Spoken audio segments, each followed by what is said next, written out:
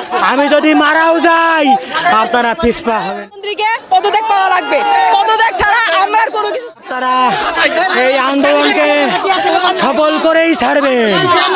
আমি আবারও বলতে চাই, আমি টিয়ার সেল খেয়েও ক্ষান্ত হয়নি। আপনারা যারা সুস্থ আছেন আপনারা পিছপা হবেন না, আপনারা এই আন্দোলনকে সফল করুন। পাশাপাশি আমি সমগ্র বাংলাদেশ সকল আপামার জনতাকে অনুরোধ করব, আপনারা এখনো যারা আপনাদের সন্তানদেরকে ঘরে আটকে রেখেছেন আপনারা দয়া করে তাদেরকে ছেড়ে দিন। এই আন্দোলনে অংশগ্রহণ করতে দিন।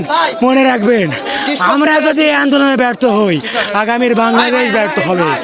আপনারা ভাববেন না আমরা যদি ব্যর্থ হই সবকিছু ঠিকঠাক হয়ে যাবে। আমরা যদি আজ থেমে যাই, এই আন্দোলন যদি থেমে যায়, বাংলাদেশের স্বাধীনতা সার্বভৌমত্ব সব কিছু আমরা হারিয়ে ফেলবো। কাজেই আমাদের এখন আর কোনো দাবি নাই। আমাদের এক দফা এক দাবি নিয়ে সারা বাংলাদেশে যা হচ্ছে আমরাও তাই কর্মসূচি পালন করতেছি। এক দফা এক দাবি, প্রধানমন্ত্রীকে পদত্যাগ করা লাগবে। পদত্যাগ ছাড়া আমরা আর কোনো কিছু চাই না। কারণ আমরা সংলাপের সুযোগ দিছি অনেক আগে। 18 তারিখ থেকে শুরু করে যে পরিমাণ গণহত্যা গুম চলাইছে, এরপরে আর আমাদের কোনো রাস্তা নেই। আমাদের পিঠ দেয়ালে ঠিকে গিয়েছে। যখন আমরা সংলাপের সুযোগ দিছি তখন সাধারণ স্টুডেন্টরা ছিল, সবাই সাধারণ স্টুডেন্ট ছাড়া কেউ ছিল না। সেইখানে মার দেওয়া হয়েছে, গুম করা হয়েছে, তাদের বাপ মাকে তুলে নিয়ে যে হয়রানি করা হয়েছে, সব ধরনের প্রস্তুতি তারা নিয়ে করেছে। এখন আর সংলাপ কিসের ভাই?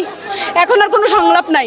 আমরা একটাই দাবি, একটাই সবার এক দফা একই দাবি, আপনি পদত্যাগ করেন। কারণ শেখ হাসিনার পদত্যাগ। আমাদের পুলিশ আমাদের উপরে সন্ত্রাস বাহিনী আমাদের গ্যাস সোর্সে আমাদের চোখে আমরা কোনো বিশৃঙ্খলা সৃষ্টি করে নাই। ওরা নিজেরাই আমাদের উপরে নিক্ষেপ করছে। পুলিশরা হিজলা আর ছাত্রলীগ,